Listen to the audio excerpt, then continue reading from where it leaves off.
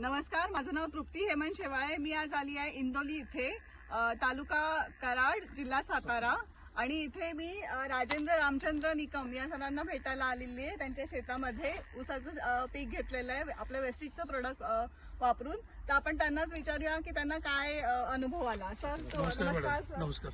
तर तुम्ही वेस्टिजचे प्रोडक्ट कधीपासून वापरताय? आता ह्याचा म्हणजे ह्या चालू सीझनला चालू केले वापरायला. अच्छा, आणि तुम्हाला काय अनुभव आहे सर? अनुभव म्हणजे आता पूर्वी खत वापरत होतो त्याचा काय मला रिझल्ट मिळाला नाही, पण ह्या वेळेला वेस्टिजचा चांगला पद्धतीने रिझल्ट मिळाला आहे. फुटवेची संख्या भरपूर आहे. महत्वाचं एका ह्याच्यामध्ये फुटवे चांगले आहेत, 9-10 वगैरे फुटवे आहेत. म्हणजे साहेब याच्या आधी वेस्टिजचे वापरत नव्हता तेव्हा किती लागायचे फुटवे? फुटवे म्हणजे 7-8 5-6 असं हे. पण हे जी दलाला जी उंची आहे मागे जाडी आहे, ही जी जाडी आहे ना ती चांगली आहे ना, समाधानकारक आहे. महत्वाचं म्हणजे हा पेरेची साईज चांगली आहे.